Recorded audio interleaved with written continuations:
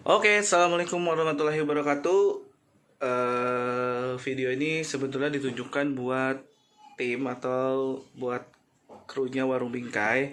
Cara nyetak foto. Jadi perlu diperhatiin lagi ya, kita tuh ada SOP-nya. Setiap yang nyetak foto itu diterima di komputer depan. Di komputer depan itu diterima. Setelah diterima, dia mau nyetak ukuran berapa, dilaminasi apa enggak, itu nanti diterima sama admin yang di depan gitu. Untuk format penulisan foldernya itu biasanya kita dikumpulin dalam folder tahun, dikumpulin dalam folder apa namanya, folder bulan, terus dimasukin lagi ke folder tanggal, masukin lagi ke folder urutan nomornya dan namanya. Jadi urutan nama dan jadi urutan nama itu sebetulnya supaya kita menyetaknya itu berurutan. Jadi misalkan kalau misalkan di kita bikin folder di tanggal 1 ya, di tanggal 1 atau kita. Nah, ini folder yang ada di server ya. Jadi kita namainnya bank data. Folder ini yang kita share tampil dia di komputer depan admin atau di depan taker order ya. Nah, ini foldernya kayak gini. Isinya ini banyak banget ya. Sebenarnya ini lalu lintas kita ya, yang edit dari depan ke belakang atau file yang kita butuhin untuk di depan dan di belakang komputer. Jadi ada beberapa, tapi yang terpenting ini masih kita simpen ya, file 2020, 2021 dan 2022. Jadi nanti yang 2020, 2021 bakalan kita hapus kalau memang udah tidak memungkinkan lagi harddisknya. Nah, yang kita perhatikan lagi ini kita folder.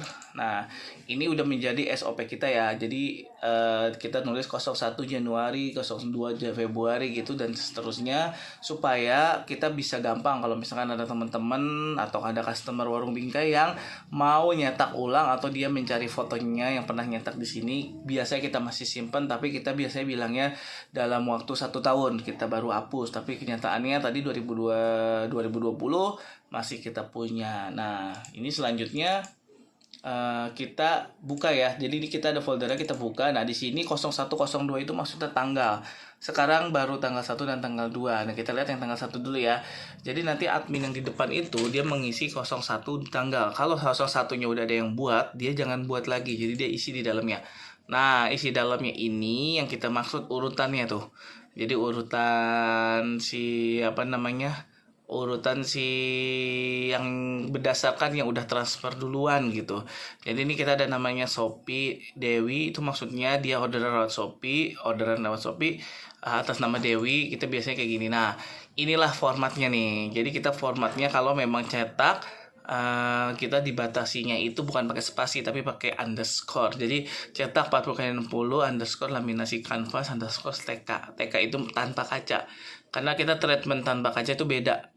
Jadi habis dilaminasi kanvas harus dilem ke MDF-nya, jadi beda sama yang laminasi kanvas yang polos ya, tidak pakai, yang tetap pakai kaca gitu. Nah, ini contohnya. Nah, ini fotonya nggak ada yang kita rename, jadi fotonya utuh, tulisannya dan lain-lainnya masih utuh sesuai dengan dia. Kita hanya sampai di folder ini gitu. Nah, ini urutannya. Nah, misalkan dicetak A4, nah ini A4. Nah, misalkan dicetak ini laminasi Dove gitu dan seterusnya. Nah, ini pewarta nih, kemarin kita nyetak 40x60 banyak. Ini kemarin lumayan banyak. Nah,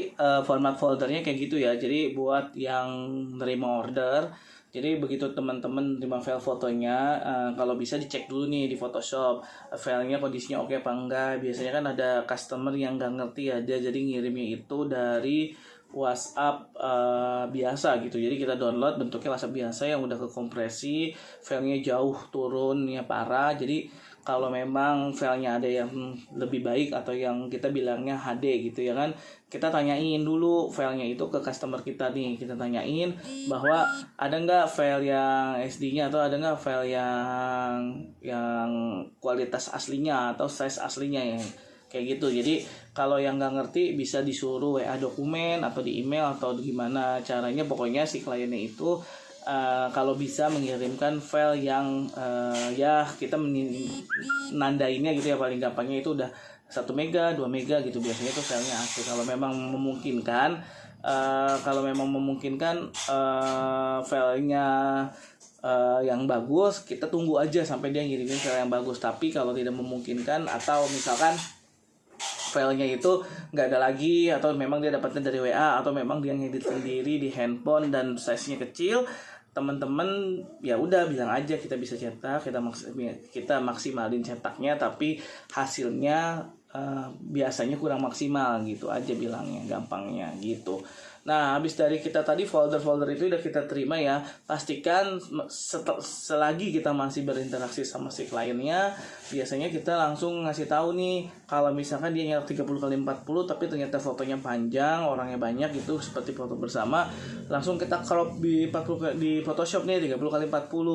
Biasanya itu dia kepotong. Kalau kepotongnya masih aman, ya udah potong aja. Tapi kalau misalkan kepotongnya ada orang orangnya kepotong, dikabarin bahwa fotonya itu kepotong. Pilihannya dia ganti ukuran ke yang agak panjang, misalkan 30x45 atau jadi 40x60, perbandingannya yang sekiranya muat, atau kita kasih list atas bawahnya putih ya, jadi putih listnya. Mau dikasih list atas bawah putih atau diganti ukuran. Kalau dipotong kan nggak mungkin nih, kalau misalkan ada sisi-sisi pojok ini misalnya ada orangnya nih, nah itu kan nggak mungkin, misalnya orang kita minimal kan segini nih ya, gini tuh, tiba-tiba orangnya sampai sini kan nggak mungkin kan kita potong gitu. Jadi kalau mau atas bawahnya kita kasih list atau ganti ukuran yang sesuai dimensinya atau yang memungkinkan pakai dimensinya kayak gitu. Pastikan filenya udah dicek, sudah di crop kalau memang filenya aman, atau kayak teman-teman fotografer yang udah ngerti size dan udah ngerti ukuran, dimensi, rasionya. Teman-teman fotografer biasanya ya udah ngerti kayak gitu, ya udah kita simpen aja copy filenya ke format yang kayak tadi kita kasih lihat, di tahun, bulan, tanggal, urutan namanya, urutan nomor dan namanya, dan di dalamnya lagi ada foldernya pakai underscore ya. Jadi cetak underscore 40x60 polos. Nah itu berarti dia dilaminasi, atau underscore laminasi kanvas, laminasi doff gitu, atau TK itu TK tanpa kaca kode kita kayak gitu. Jadi urutannya harus sistematis dan harus ikutin SOP ya. Jadi kita yang nerima siapa dan yang ngerjain selanjutnya siapa itu ngerti dan tahu kode-kode kayak gitunya, dan nggak usah nanya lagi gitu. Jadi udah ditaruh di folder itu udah kerjaan apa belum, itu urutannya. Jadi nggak boleh ngelengkah juga kita, misalkan nomor 1 tiba-tiba kita nyetak nomor 8, customer terus kita nyetak nomor 10, nggak bisa ya, nggak bisa kita dilengkah-lengkah. Jadi kalau nyetaknya kalau bisa berurutan, kalau memungkinkan banget dilengkah, kalau memang perlu banget ngelengkah tuh kalau bisa diingetin gitu, jangan sampai baru ngejain setengah terus ditinggalin kayak gitu. Nah itu urutan sistematisnya, sistem alurnya dari mulai penerimaan file, misalkan dari WA, dari Bluetooth ataupun dari email, lanjut ke penggunaan mesinnya ya. Penggunaan mesinnya itu yang pertama ya, mesinnya pastiin udah dicolokin semuanya, power supply-nya, supply ke listriknya pastiin udah dicolok. Terus pastiin juga tegangannya masuk ya, tegangannya masuk dan stabil. Kan di situ ada indikatornya bahwa dia di misalkan 220 voltasenya atau naik atau turunnya, nanti diusahain pas yang stabil ya. Jadi kalau lagi nggak stabil ya coba dimati-matiin dulu lampunya, dilihat dulu tegangan listriknya supaya itu mesinnya awet. Karena rata-rata mesin rusak itu karena listriknya yang nggak stabil atau tegangannya yang naik turun. Oke. Lanjut lagi ya ke proses nyetaknya. Jadi sebelum proses nyetak pastiin udah dicolokin ya. Jadi colokan kita ada di sini. Ini sumber listriknya dicolokin. Nah ini kita ada voltasenya nih. Ini voltasenya lumayan lah ya, bagus ya, 220, 23 tuh, naiknya cuma sedikit-sedikit. Kalau parah misalkan sampai 280 atau 210, laporan dulu aja ya. Jadi nanti kita laporin ke PLN-nya buat dicek, atau kita cek sendiri dari tegangannya ini, dari mungkin rusak di UPS-nya atau memang ada kendala lain perlu pengecekan, jadi jangan dipaksain. Oke, nah Kalau misalkan udah dicolokin semua, udah dinyalahin semua, langsung aja tekan ini yang lama, nanti dia langsung loading ya, loading masuk ke displaynya. Nah biasanya setelah selesai loading displaynya itu dia masuk kayak gini. Karena kita selalu kalau misalkan mesin udah nggak dipakai, papernya itu kita buka, kita copotin gitu supaya dia nggak kejepit di sininya nih. Lagi juga nanti roll si penjepit kertas mesin ini gampang karena dia keganjal terus kan semalaman, jadi gampang kendor gitu. Mendingan kalau lagi nggak dipakai, saran saya copot aja kertasnya gitu. Nah ini kalau misalkan mau masukin kertasnya, caranya gampang. Caranya itu ditekan nih sampai nyala tuh. Ini prosesnya harusnya udah masuk kertas ya. Kalau posisinya begini berarti kita harus pencet dulu yang ini load ya, untuk load kertas. Nah kalau di posisi udah nyala dan udah minta masukin paper, kita masukin papernya. Tuh, kita masukin papernya ya.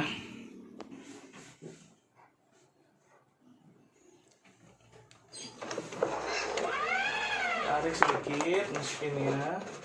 Masukin terus. Pelan-pelan, dia kalau udah ngedetek biasanya bunyi. Terus, nah ini di sini ada garis ya, nanti di sini ada garis. Ini sampai bawah. Nah, ini sampai bawah. Ambil lagi. Nah, jadi di sini ada garis. Tuh ada garis, pastiin rata ya. Jadi dia bisa memungkinkan nggak rata nih, tuh kayak gini nggak rata. Berarti ini harus ratain. Nah, patokannya itu ya. Jadi itu patokannya ratain. Ini patokan bawahnya sampai sini ya tuh. Jangan lebih, jangan kurang, kalau bisa sampai sini lah. Lebih sini boleh, sini boleh, jangan sampai segini ya. Di sini atau di sini aja lah boleh.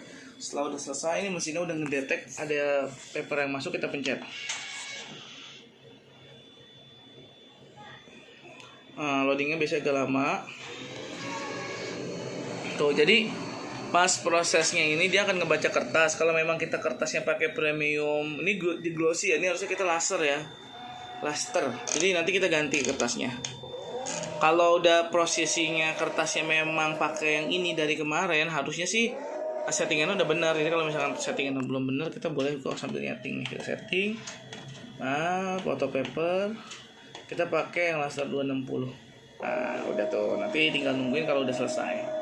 Biasanya kalau baru nyalahin dia kadang suka cleaning sendiri kalau membutuhkan. Jadi kalau misalkan lagi ada baru nyalahin terus dia cleaning, biarin aja. Tapi kalau udah di cleaning, udah kita nggak perlu cleaning ulang, atau kita nggak usah ngecek lagi nggak usah ngecek lagi. Kalau udah tadi pas nyalahin ada cleaning, kita nggak usah ngecek lagi maintenance-nya. Tapi kalau misalkan mau awal-awal, kita biasanya kita cek nih, tuh selalu kita cek maintenance, nozzle cek. Oke. Supaya kita tahu kualitas mesin kita hari ini tuh memang bagus atau gimana, atau ada yang lagi problem. Jadi kita langsung tahu deteksi dini mesinnya itu oke atau enggak. Nah, kita tungguin ya. Udah. Jadi proses kita harus ada proses nozzle check, supaya setiap kita nyalain mesin dan kita sebelum nyetak, kita memastikan bahwa tintanya itu udah benar gitu, atau tidak ada printhead yang bolong. Jadi kualitasnya terjamin dan lebih baik lah gitu. Pokoknya kita jangan sampai kondisi printheadnya bolong, kita paksain buat nyetak foto customer, nanti hasil fotonya malah ada yang bergaris, bahkan warnanya nggak akurat. Makanya kita perlu nyetak nozzle check setiap kali kita nyalain mesin di pagi. Nah kalau misalkan udah selesai, ini kita exit dulu ya. Jadi sebenarnya harusnya motong otomatis, tapi karena nggak motong otomatis, kita gampang tinggal tekan yang gambar gunting, kita tekan OK, nanti dia motong. Nah biasanya ini belum disetting sih. Nah ini kita cek nih, jangan sampai ada warna yang bolong ininya ya. Jadi dia ada tanggal cekannya, jamnya. Nah ini jangan sampai ada yang bolong. Kalau memang ini biasanya langsung bagus sih, dia langsung bagus, baru kita pakai buat nyetak. Ini berarti mesin udah ready buat pakai nyetak. Tinggal kita setting fotonya di Photoshop, terus ini udah siap dipakai mesinnya. Oke, tipsnya kayak gitu. Ini video sebenarnya buat tim warung bingkai ya, buat teman-teman warung bingkai yang nanti belajar nyetak, jadi dia ngelihat video ini aja, nggak usah diajarin lagi sendiri-sendiri satu-satu, tonton aja videonya. Nanti kalau ada kendala ada apa baru nanya ke kita gitu. Ini udah siap, udah ready, jadi siap cetak. Oke.